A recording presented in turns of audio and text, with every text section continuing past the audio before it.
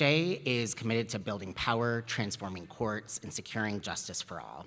We build power by supporting nonprofits and maximizing their advocacy while staying within the rules of compliance, which Natalie will tell us much more about that role. We transform courts by working to make sure our federal and state Supreme Courts are filled with judges who protect the rights of all of us and not just the wealthy and powerful. These days, fighting against those that protect the wealthy and powerful for the rights of all of us. And then all of our work is driven by making this world more just and democratic for all.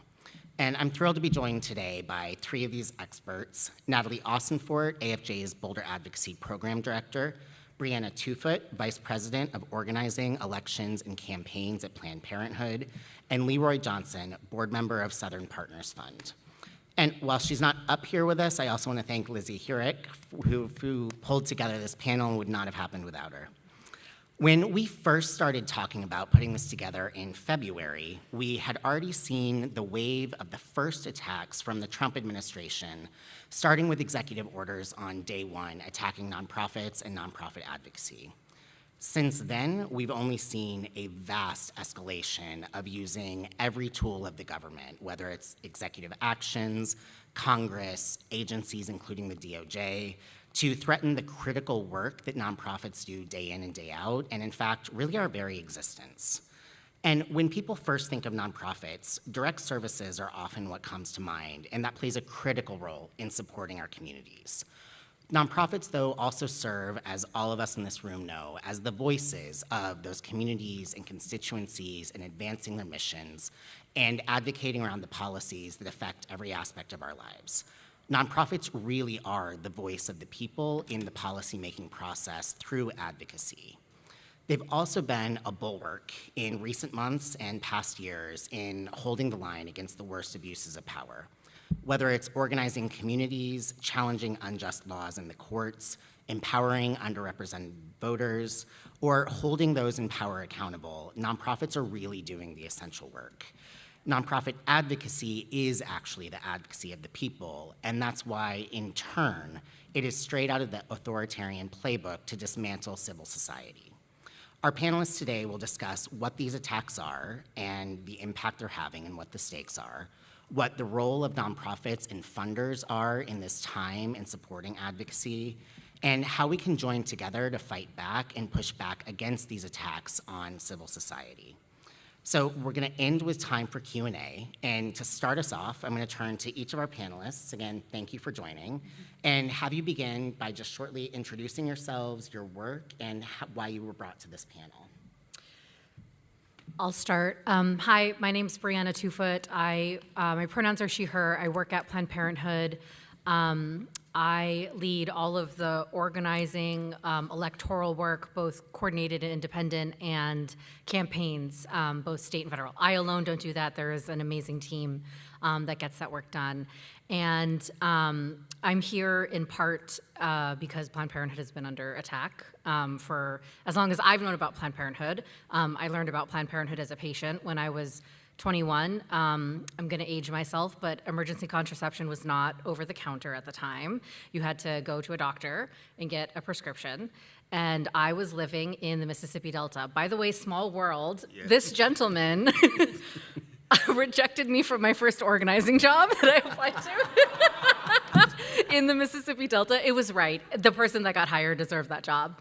But I am a little bit disarmed because it really brings me back to when I was living in Leland, Mississippi, and I needed emergency contraception, and I started calling and learned that I needed a prescription.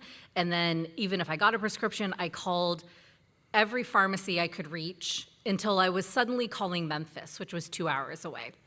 And I got connected with a Planned Parenthood. And I just have a very vivid memory of the relief that I felt when I sat down in front of someone who was like, we got you. So I'm here in part because that very care is under attack. I am the person who didn't hire her. Leroy Johnson, representing Southern Partners Fund, which is democratic philanthropy, a foundation that was founded and started in Atlanta, Georgia, I was one of the founding members of the foundation and its first board chair. Fast forward, I am presently an elected official in Holmes County, Mississippi, where I'm from. I serve as a county supervisor / county commissioner. I ran a nonprofit organization called Southern Echo, which didn't hire her. It's okay. It's okay. It's a good deal, right? In Mississippi, that was a redistricting, education, policy, organizing, and development institute, training institute that did work across the state of Mississippi, across the South, and across the nation. And I'm here because, brought to this panel because the work that I'm doing now in terms of funding in the 12 southeastern states and the rural communities there, and why we are looking to fortify and be brave enough to help communities survive and prosper in these dangerous times. Hi, everyone. I am Natalie Austin-Fort. I am the Program Director of Alliance for Justice's Boulder Advocacy Program. So I work alongside Keith, although Keith is in DC and I'm actually located in Dallas, Texas. So I am pretty familiar and pretty aware of a lot of the attacks that are happening from both state actors and federal government officials on nonprofit organizations. Through Alliance for Justice's Boulder Advocacy Program, we actually build the power of nonprofits to engage in advocacy, particularly grassroots groups, by providing them not only with written legal resources about the rules of advocacy and lobbying, but also training, advocacy capacity building resources, free technical assistance, all with the goal of empowering nonprofits to do as much as they possibly can within the confines of their tax-exempt status. So we oftentimes get questions from groups and they're fearful about stepping up to the line, or they're not sure, I'm a C3, can I actually say that, right? And so we really do our best to help answer those questions, help groups find a way to get to yes, so that they can do as much as possible while still engaging in lawful activities. And so we are here as a resource, here to talk a little bit about some of the technical details as they pertain to this topic. But really, overall, it's all about protecting democracy. It's all about nonprofits continuing to have a voice in the government, in the policymaking process. And so I think that's what we're going to try to touch on today. Awesome. Thanks, everyone. So, Brianna, I want to start with you. Planned Parenthood is obviously not new under this administration, the last two administrations, to these attacks. It's been happening for years. What are you seeing as the most significant threats facing nonprofits when it comes to advocacy and trying to chill advocacy? I would offer, for the first thing I want to say is that the administration, Congress, and the courts are attacking Planned Parenthood as an institution, and at the core of what they're doing is attacking people. The harm that they're trying to cause will directly impact patients. I just want to be clear about that. It's cruelty about specific people. But the threats are many. I think that the attacks come through policy. They come through attacks on infrastructure, and they come through attacks that are essentially misinformation. So on the policy, very truly, from every branch of government, anti-abortion folks are trying to destroy Planned Parenthood. The Supreme Court just gave a decision in Medina versus PPSAT and PP South Atlantic. That basically means that people who get their health care through Medicaid are not entitled to choose their provider. If you pay for your health care, you can choose who you go to. But the Supreme Court is saying it is okay for a state to not allow that. That's an example of an attack through the court. Congress just defunded Planned Parenthood for 1 year through the reconciliation package that they passed that had many, many harms. And the White House just eliminated access to sexual reproductive health care for veterans. So the policy, every single avenue that they can pursue, they are, despite Trump saying on the campaign trail that he was going to leave abortion to the state. So that's one element of the attacks. The attacks on infrastructure, there are two things I'll highlight. They're attacking our funders, and they're attacking the way elections are set up. So I'm sure many of you have heard on the funder side, as one example, there is law that limits how foreign nationals, quote, can give money. Republicans advanced that law specifically to cut off funding from a known progressive funder, and one that in particular supports the reproductive health rights and justice efforts. It was a targeted attack. So in any way that they can, they're trying to make it more difficult and more risky for funders to give us money. On the elections, I'm sure you've read and heard about the redistricting. They're literally trying to just make it impossible to win back power at any point. And then on the misinformation, if you Google Planned Parenthood, hopefully you'll see a bunch of the content that we put out in the world, and then you will see straight up lies, just full on absolute lies. And the misinformation, the inaccurate information on its own is a challenge, it becomes even more problematic in how effective the other side is at getting it out into the world as something that you believe, that a reasonable person could believe. So the policies are attacking, our infrastructure is getting attacked, and sort of brand or trust is getting attacked through misinformation. So it's on that depressing note. Multi-pronged. Well, Natalie, let's go to you. Even though we're less than a year into the second Trump administration, how has this administration been targeting and launching attacks on nonprofits? Yeah, I wish I could say on a lighter note.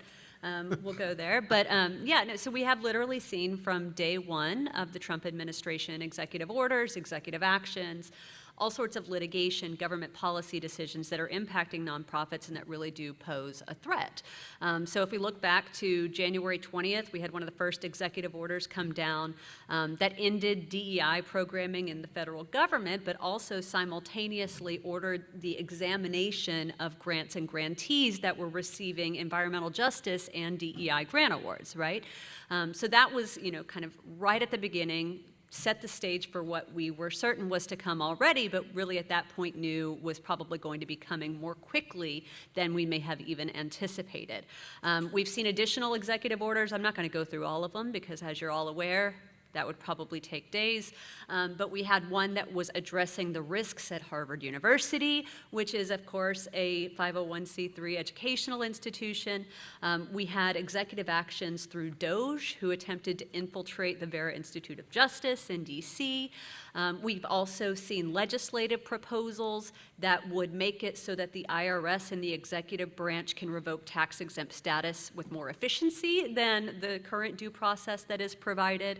And then, of course, congressional oversight as well. In recent weeks, we've had several congressional committee and subcommittee hearings about nonprofit organizations. The titles of these committees, I don't know if anyone got to tune in, but they were a little bit outrageous to kind of evoke attention. But we had one called Public Funds, Private Agendas, NGOs Gone Wild, which was very exciting to watch. We then had How Leftist Nonprofit Networks Exploit Federal Tax Dollars. And finally, NGOs Fueled the Border Crisis, looking at grants that were made under the Biden administration.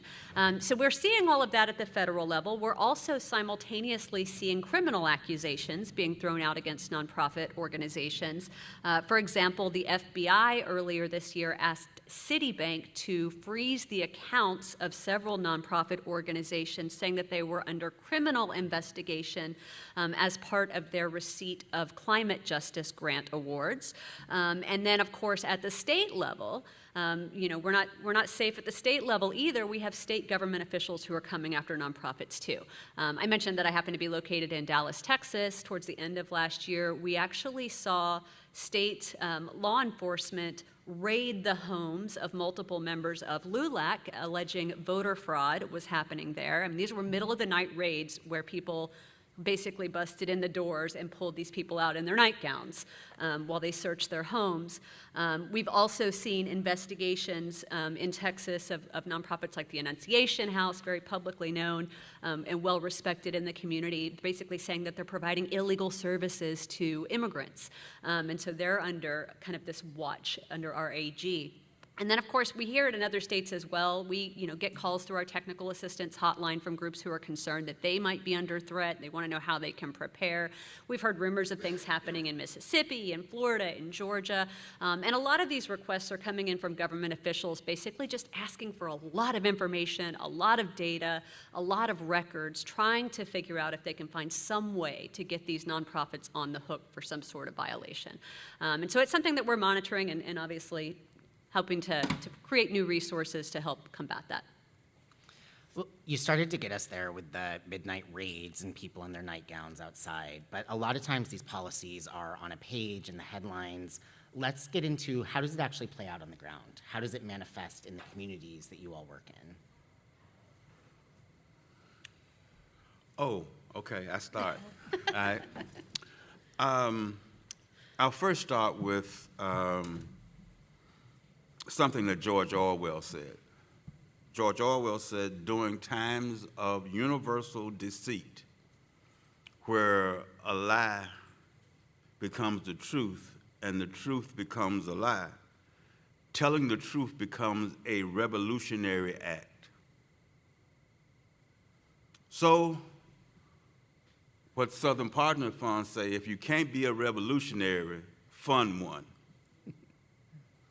So part of our work is to fund revolutionaries, those folks who are willing to tell the truth to power, who are organizing in communities, in rural communities, all in the 12 states in the Northeast, in the Southeast region, right? Stretching from Virginia and West Virginia all the way back down to Florida, and then all the way back over to Louisiana and Arkansas and Tennessee and Kentucky, and then everything in the hearts of that.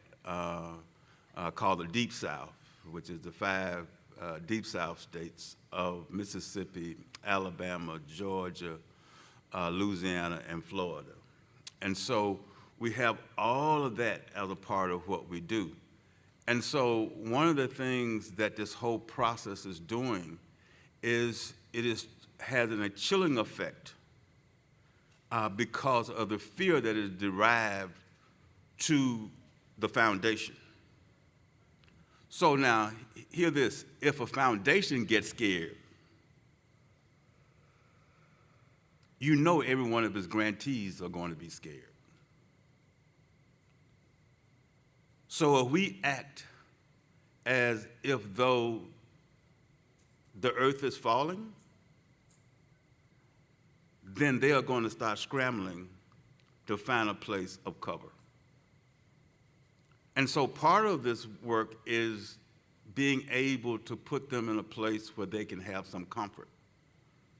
And so part of the things that we have been doing is we have been doing health and safety grants. These health and safety grants are discretionary grants. And we didn't just start them because of the Trump administration, this administration. We started them all the way back in 2017 because communities in rural places were always under threat. And the more isolated you were, the more threats that could come upon you. And so raids were happening in rural places to nonprofits all the way back in 2017. And so we started making grants not just to the organizations, but making safety, what we call health and safety grants, because everybody can't argue about health and safety, right? Everybody says health and safety. The government says health and safety, the doctor says health and safety. Everywhere you go, the schools say health and safety. Everywhere you go, health and safety is okay words to use together. And so we thought that we could use those words together to make grants to folks to protect them from the things that were coming at them. And so we started off at making these discretionary grants of $1,500. You write one paragraph, to say, here's what we want to have health and safety around, and we would get you $1,500 in 3 days, right? So it's a turnaround in 3 days, right? So it was an emergency money quickly given out with just one paragraph, and that's all you needed, right? And the amount that you needed as a part of that. And as we moved through to COVID, that moved to $2,500. And we moved last year because we were engaged in supporting civic engagement, voter registration, voter engagement. We moved that to $3,500 because those challenges and those attacks on folk were becoming widespread. And so we moved that, and then the board made discretionary grants saying that we would put $100,000 toward those discretionary grants. And since the beginning of this year, right, we've spent the whole $100,000 in discretionary grants around health and safety. Right? And we just, the board just met last week and put another $25,000 in health and safety, right? But the other thing is we've been fighting this whole question that we have been building which HBCUs across the South, right, and land-grant HBCUs across the South.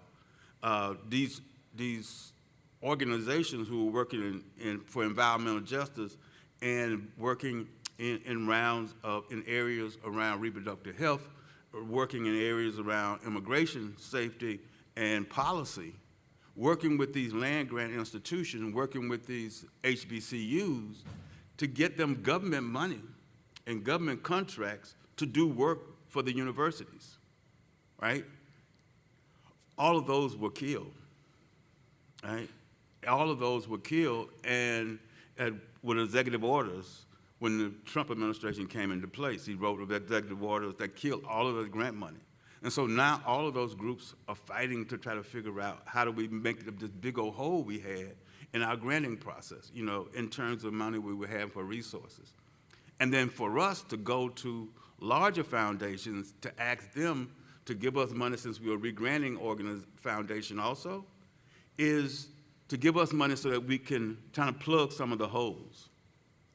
Well, the bigger you are, the more they are afraid that the government is coming after them. And so that makes it more difficult for us to find partners, grant-making partners, who will help us to then fill those holes and help these organizations be safe. So we're fighting this kind of losing battle of finding these resources and then using up all the resources that we have to not just to fund the work, but also fund health and safety. Let's replicate you with the moving money, quick. So stepping back a little bit, it's clear that there are some direct attacks based on issue or based on the communities we serve, but systemically, why is it so important to them to dismantle nonprofits? Why are nonprofits so important in advocacy in our democracy? Natalie, why don't we start with you? Sure. I mean, I think it's because nonprofits, particularly grassroots groups who are really working at the ground level to impact change and good, solid policy, they know their communities, they know what their communities' needs are, they can help amplify community voices to really get positive policy change and have a massive impact. We've seen grassroots movements over time that have resulted in tremendous policy changes. And the fact of the matter is that when we have so much power in the people, those nonprofits become a threat to those individuals and those parties who might not share the same viewpoints as them. And so I think, given the power that nonprofits have, the sheer number of nonprofits that we have in this country and the amazing work that they're doing, it's an easy target for government to go after them. And then I think you mentioned, the federal funding, for example. All the federal funding that's being pulled from nonprofit groups is an easy way for them to kind of take us out at the knees, right? If we lose all our funding, what are we going to do? And so I think it's important right now to figure out the ways to fight back, the ways to really move forward despite these challenges, but I think it really does show how impactful and important the nonprofit sector is, the fact that they feel the need to come after us as a sector, as a whole. I'll add two thoughts. I think reiterating something you said, Natalie, that I am an organizer that was trained by the Industrial Areas Foundation. If anyone else has ever been trained, I have like very specific frameworks in my head about organizing. And one of them I was taught is that power has three sources. It can come from the position that you hold, it can come from organizing money, and it can come from organizing people. You know, the other side has organized money well. We have two. So maybe we're somewhat neutralized, and occasionally one is more powerful than the other. They have all of the positional power. And so, you know, of course, as you said, they're attacking our organizations because they are such a source of organized people. And in a healthy democracy, those three things balance each other out. There should be tension between them. Which gets to my second point. Part of the reason they're attacking us is because that's what you do when you're trying to assume totalitarian power. You eliminate people who disagree with you. You attack institutions and individuals and press that would give any credence to ideologies different from your own, or question your authority in any way. So it's important. I'm learning every day, being in Trump 2.0, to not catastrophize like we're here today. But it is, like, as someone who studied political theory, it is just important to notice when the attack that you're bringing is also getting rid of, you know, PBS. That does something to the press, and that is what you do when you're trying to be fascist.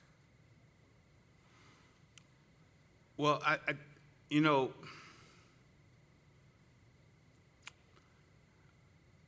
I live in the South.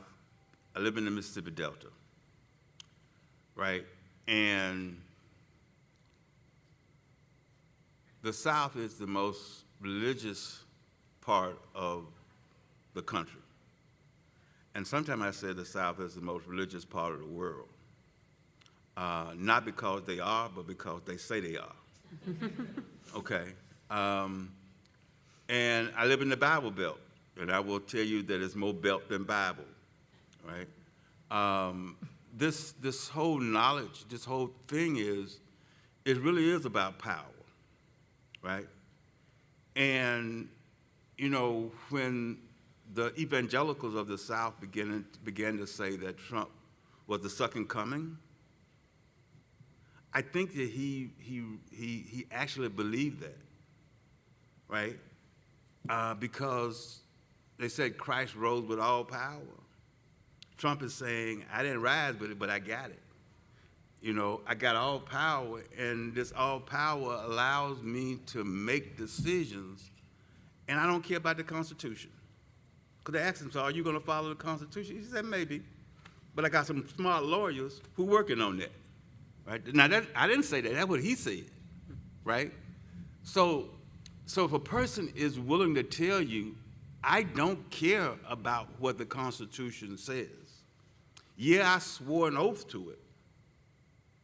It doesn't mean anything because what I am doing is building all power, right? And all power then says nobody else has any.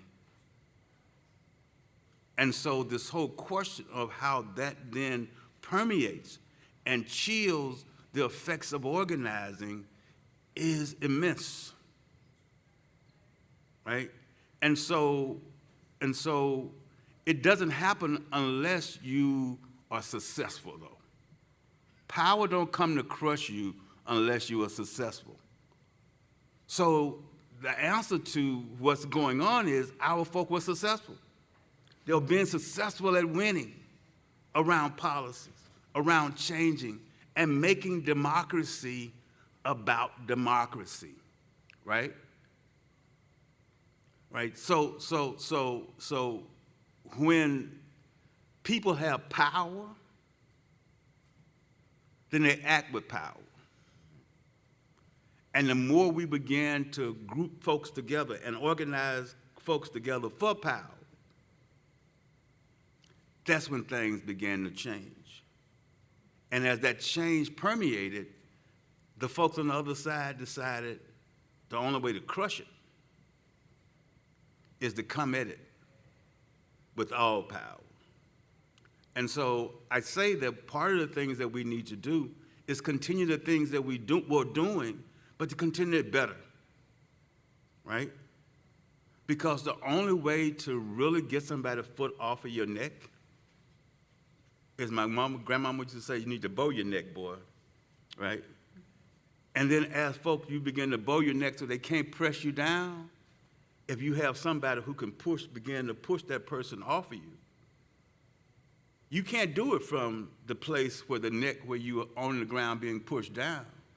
But if you got somebody helping you, who is standing with that other person, and then if you get 3 or 4 other persons pushing against that person who has their foot on your neck, they can alleviate that in a way that allows you to get up, and then the 4 of you begin to press the person who had their foot on your neck.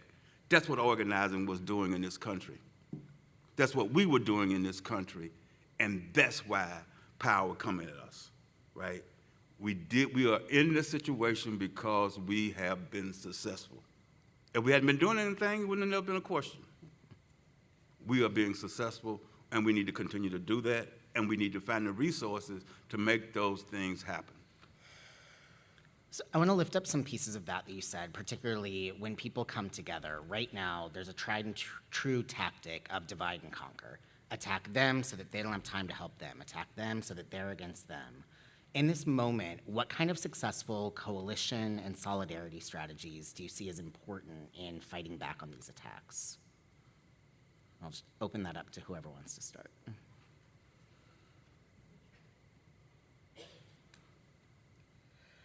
I mean, it feels a little simple, but all of the coalition and solidarity work that we've ever done, I know intersectionality as a framework is a real thing.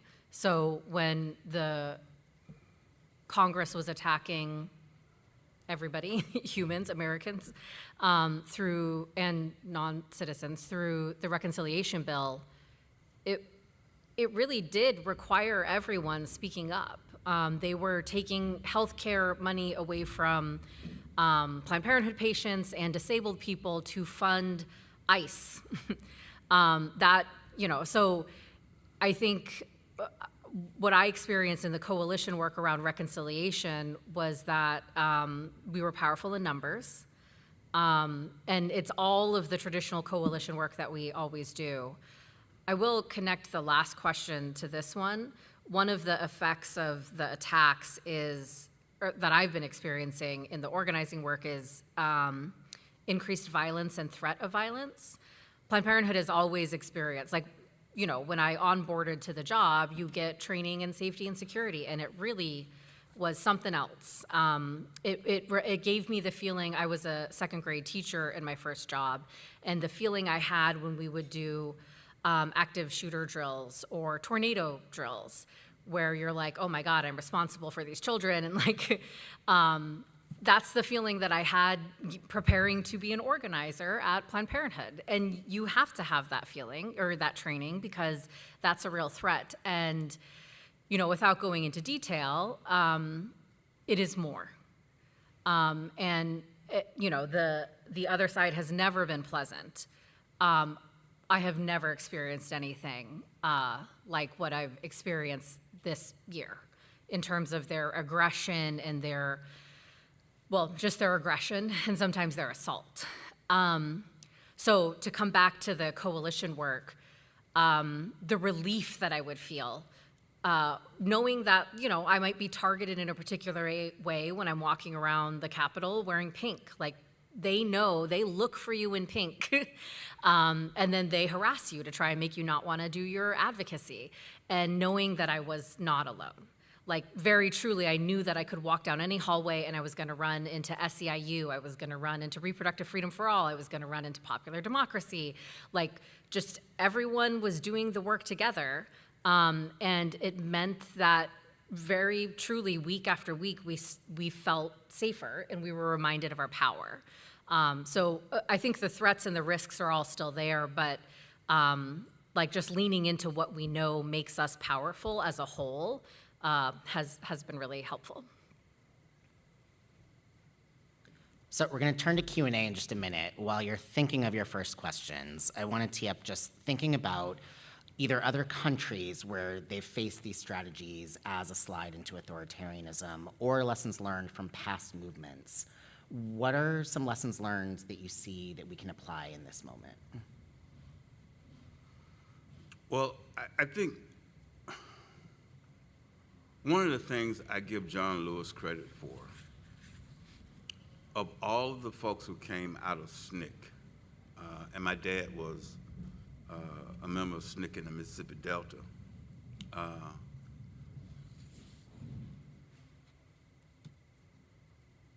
his ability to think through and talk about not just the successes of the civil rights movement, but also the questions of why they wasn't able to get any further than they were able to get and not get there as quick as they wanted to get there. And one of the things he told me is at some point they forgot the people who brought them through. Sometimes I think we forget grassroots folk. Coming from a black farm community, I recognize that everything comes from a seed, and every seed has a root. I don't care if you're doing aquaculture, you're growing it in water, there's a root. I saw when they were up in space, in the space station, they were growing plants, and in the air that they were growing it in, there were roots sprouting. And so what I learned is if you cut off the roots, the plant will die. Part of our work is how do we begin to make sure we don't forget the roots and we don't forget those folk who are the presence of the seeds of how we grow, right? And if you want a strong plant, you got to nurture the roots. And so part of what we have to do is to remember that we can't grow so fast that we forget who the people are who are the roots, who are the ones who are making us strong enough, right? Who are making up the branch, the base of the tree so that the branches can grow and be strong. And so I think that part of this is doing that. The second part of this is making sure that we develop real relationships, not transactional processes, right? The more I feel in a relationship with you, the more I can understand whether or not I can trust you or not. Trust is the key to building out success, and trust is the key to building coalitions that will stand the test of time, right? But if it's just about a transaction and not about a relationship, everything there really is in Southern organizing is about relational organizing. And it is building relationships that you can use, right, and leverage to build out power. And so I think that that's one of the key things is we got to do that.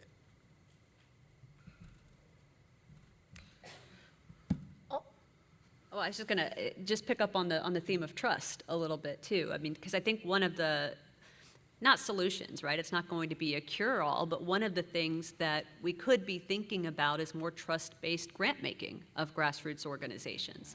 And once you have those relationships established, and it's not just a single project transaction, you can have grant makers that will provide general operating support to a nonprofit so that when they're faced with a threat, they can deal with it however they need to deal with it.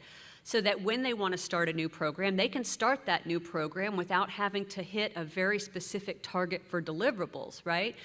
So I think that's one thing, not a total solution to the problems that we're facing, but I do think there would be a tremendous benefit if foundations, both public, private foundations and funders, would really start embracing trust-based philanthropy so that they can support the grassroots groups doing the work on the ground.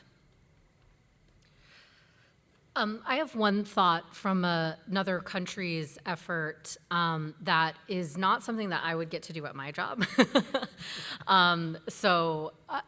It sort of fits in the concept of in resisting the slide into fascism, getting in where you fit in, and recognizing that even if we aren't all always talking to each other and in a room building this like big strategy together, doing what you can uniquely from your organization or your capacity is useful. So, Planned Parenthood is a healthcare provider. I can only take so many risks in the advocacy work. And I know when the organizing effort to unseat Milosevic from power, there was a lot of art, and the sort of like, it was very important to almost make fun of and diminish him and his authority and position. So I remember reading about, they created like almost like Macy's Day Parade float things, just caricatures of Milosevic, and it changed public opinion about him, and it was a hugely important component of the organizing that ultimately led to his unseating.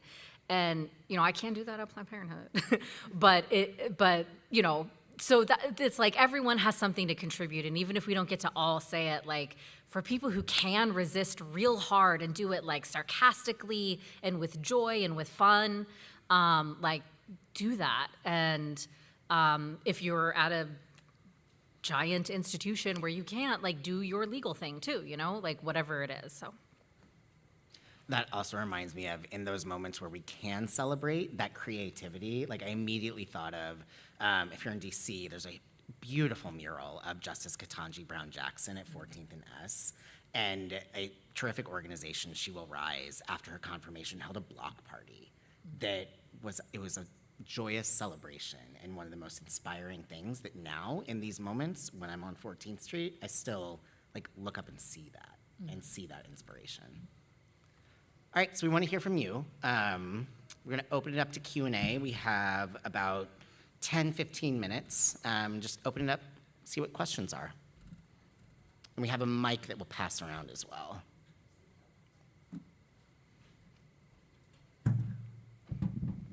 Yeah, let's start here. right here. I had a question for Brianna that I don't know if you'll be able to answer, but I grew up in Texas, and so Planned Parenthood was like always the branded face of like pro-choice, and I always saw it very favorably as a kid. But something that caught my eye during the midday keynote today was I think Mandy Landry had some very harsh words for Planned Parenthood, and I know I read in the news that you guys are having to pull out of Louisiana. I wondered if you had any insights as to like why she had those opinions, maybe the origins of Planned Parenthood, although that seems like a long time ago. I'm not sure.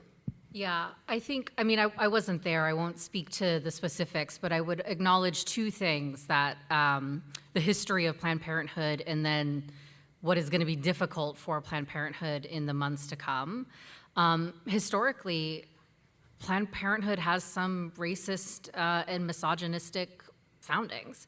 And our current president, Alexis Miguel Johnson, has spoken about that and written about it. Just straight up, like as a first-gen kid who didn't have money and had to get free healthcare at Planned Parenthood, the first experience I had with them was providing care. But then as I became an advocate, I was like, there's some history there. So I think it's important not to shy away from that. That is a part of the organization's founding. And I think there's been good work to move as far away from that as possible.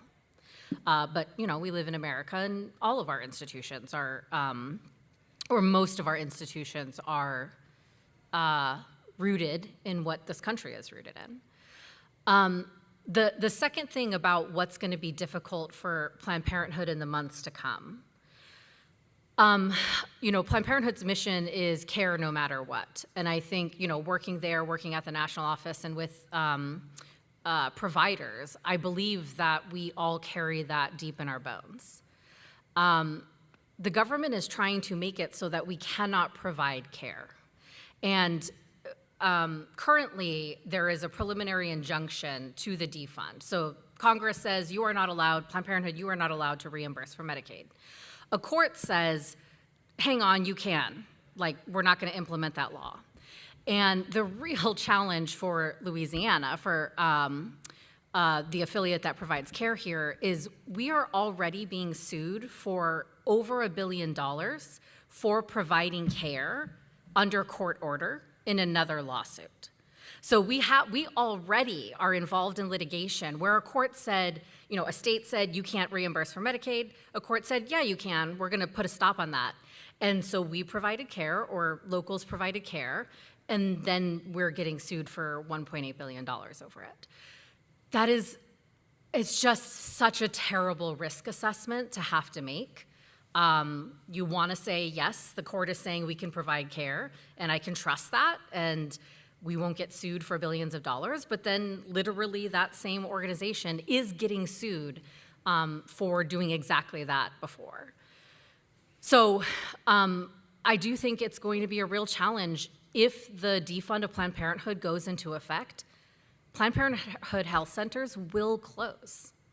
And coming from a low-income community, when your institutions that are supposed to support you leave and you feel abandoned, that's really hard. That's really hard on a community, and I do really feel that.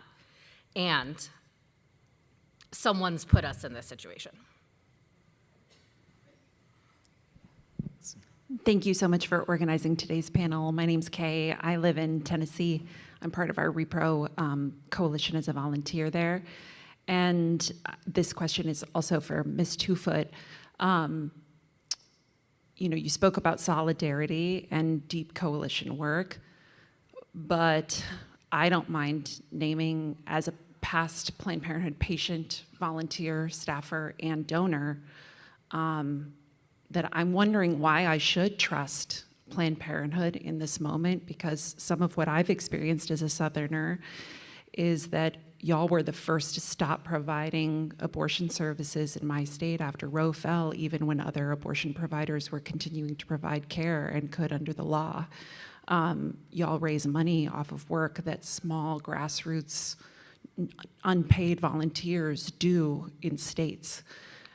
Y'all don't subgrant to a lot of abortion funds, and yet you open your clinics near independent abortion providers and then provide medication-only abortion, which is lower cost to provide, contributing to abortion clinics that do any kind of abortion going out of business. This has been talked about in the article, The Problem with Planned Parenthood, that the New Yorker.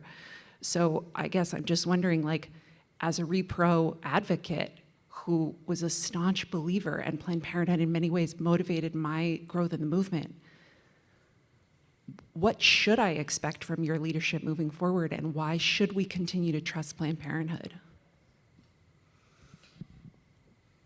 I want to leave space for what you're saying, pretty much. I don't know if I have I think there is a long history in the work. I recognize that. And I can't speak on behalf of all of it. I do believe, because I am a person who will be doing it, that we are in the fight, and we have the same foe. Has the institution always made every choice right? No. Are those of us leading the work now tied to those experiences? Some of us, and many of us not. But I don't want to, I want to leave space for what you're raising. Movement work is a challenge, and that's real. And I don't have any response other than to say, yeah. But we are in the fight, and we have the same foe. Going to open it up to the next question, but I'm also going to recognize that we have a lot of really talented voices and expertise up here and are here to talk about exactly those foes that are waging war on our sector and on our movements. So let's move on to the next one. Hi, my name's Tappan, and I work with Headcount. We're a national voter registration organization. And, you know, we really try to follow the law. We're extremely C3 compliant, probably more so than most of the people here. And our greatest concern right now is a congressional investigation into our work or other work, which does not require us breaking any laws, but might break us. And I'm curious about how to be prepared for those outcomes. And Mr. Johnson, your image of someone helping push someone off who's on your neck really sticks out to me in that statement. But like, you know, how do we prepare for those moments where there is no reason, but we're under attack and it can really break our organizations? I'm happy to jump in first on this one. You know, I think there are several things that you can be doing to prepare. One, I will just say your particular example was the fear of a congressional oversight type of investigation, right? You know, I think it's a realistic fear, not just for your organization, but for a lot of us in this room. There are lawyers that specialize in congressional oversight hearings and basically congressional investigations as well. And so, you know, I think to the extent possible, you go ahead and start having conversations just in case it becomes necessary in the hopes that it does not. I will say that one of the new resources that we've recently come up with, because I think one of the most frustrating things about the time is the attacks are coming from so many different angles that you don't really know what the threat is going to be to your particular organization, if it's going to arise. But to try to do a broad-based assessment of your compliance overall, just to identify any potential vulnerabilities, whether they're issue-specific because of the particular mission of your organization, or whether they're just compliance-specific, bookkeeping, that type of thing that could expose you to additional risk. We did at Alliance for Justice, the Boulder Advocacy Program, we released what we call our advocacy checkup. You can download a free copy on our website, but it's effectively a self-assessment, several pages long, going to force you to answer some difficult questions about how you do things as an organization, what systems, what processes you have in place. But hopefully that's one starting point you can think of, in addition to, you know, maybe talking to or at least investigating who potential counsel could be, because it'll help you identify some gaps and then also make recommendations on how to fill those. One of the things that we have done for our grantee partners is to make sure that we're providing them training around where you can go, how far you can go, where the yellow lines are, and where there is no line at all, right? Part of our problem is we don't know where the no line at all is, right? And it's nowhere close to the bright yellow, orange line that everybody can see, right? Your enemy is always working in behind the line, in front of the line, so you got to make sure you don't get to the invisible line. And so part of what we think is important is that we work with the Alliance for Justice to do trainings for our grantees. They've been doing training for our grantees now for 8 years, right? And part of that is helping them to find where they're weak at and what are the things that they need to make sure that they're working towards the invisible line.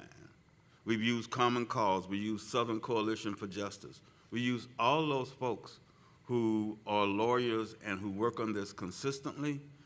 Where are those invisible lines and how do we stay prepared, right? That when folk come at us, we can say, here's what the law is, but here's what we've done to prevent ourselves from crossing that line, right? The line that's real, right? And so the more we're able to bring folks into the process, right, the more we're able to do that. So when you have audits, right, and then you can say to auditors, when folk come at you, you can say, well, you need to defend that part of the process, right? That's what this CPA means. It says you're a certified public accountant, so you're supposed to be able to defend my audit, right? That's what you say. So defend it, right? And so what we're saying is folk ought to be able to make folk act in ways that get you, the person helping to push folk off of your neck, right? And so the auditor should be engaged in this to help them push folk off of your neck.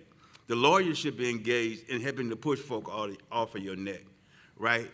And your board should be engaged in helping to push folks off of your neck, because your board should be asking these hard questions all the time in terms of what the work is, right? And the more we know, right, the more we can be prepared.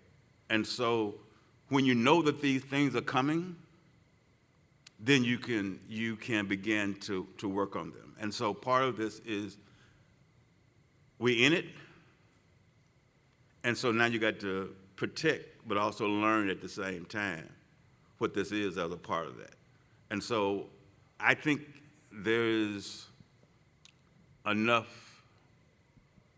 biblical and African proverb that says, knowledge comes from the taking down or the tearing apart, but wisdom comes from the building up or the putting together. We have to be wise enough to tear down injustice, right? Knowledgeable enough to tear down injustice, but wise enough to build justice. If we are learning every day from what we do how to be strong at it, the people that you work with will also become part of your protection, right? And it is about you and your abilities to build that skills and tools inside of the community where they will come also to your aid and your benefit at these times, right? Because the more people come, the more you have yourself in a position where you can be safe. It's hard to take somebody out of the middle of a crowd, but they easy to get them off the edges. I was told we have time for one more question, so I'm going to pass it, but there's no session in here after, so I'm not saying, I don't know what our panelist schedule is after this, but maybe they can answer some questions after. Thank you. Good afternoon, everybody. Thank you for this panel. My name is Kadita Kenner. I'm the founding CEO of the New Pennsylvania Project. We're obviously a Black woman-led organization, and I would like to thank Alliance for Justice and Boulder Advocacy for the work you all do. We are a paid member to you all and have appreciated everything you've contributed to ensure our organizations remain solvent. Obviously, these are times we as an organization similar to yours do a healthy amount of voter registration. Our organization has survived an Elon Musk retweet. I'll also say that, you know, a lot of talk today has been about taking the fight to folks. So we have folks coming at our neck. When are we going to start coming at their neck? Because the other side is also not doing some things appropriately. And so what are we going to do as a collective to take the fight to them as well as they're trying to decapitate us, literally and figuratively decapitate us? When are we going to stand up, fight back, and try to decapitate them? I do not have an answer to that question, but I think that is the question of the day that we should all be thinking about right now. Well, I also think that part of the work is if we continue to keep moving forward. Fannie Lou Hamer said she would never take a step back. She said when she died, she was going to die forward. She wasn't going to die falling back, right? And when she died forward, right? And so I think the movement, as it presently stands, has to move forward, right?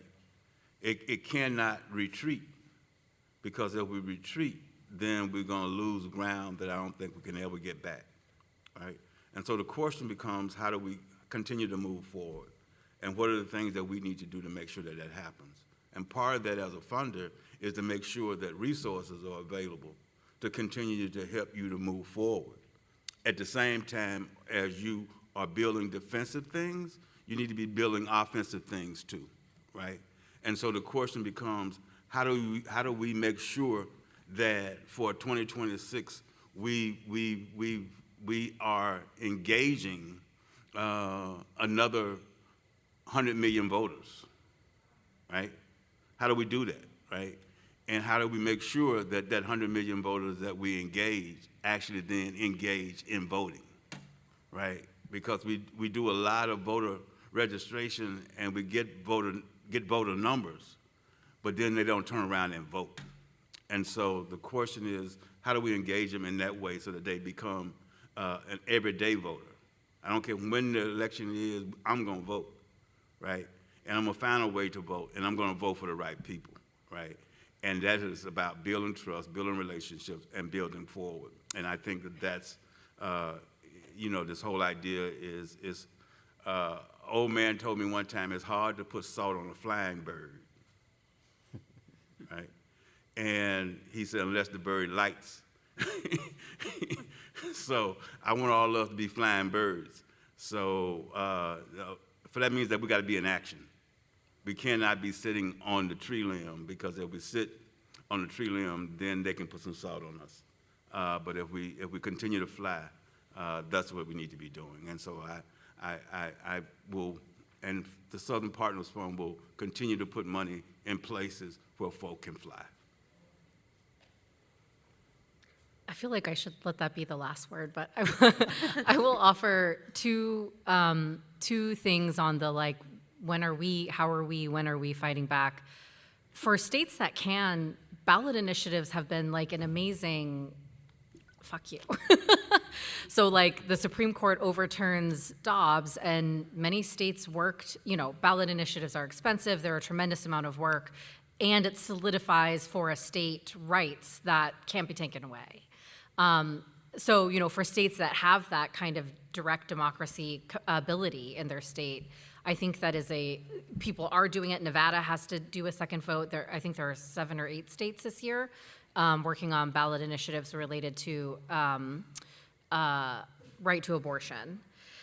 And then the other thing that just came into my mind was the fights, you know, like Gavin Newsom saying, the governor of California saying, like, we are not going to comply with Trump's rules about law enforcement, or some blue state attorneys generals are suing the Trump administration over the defunding of Planned Parenthood.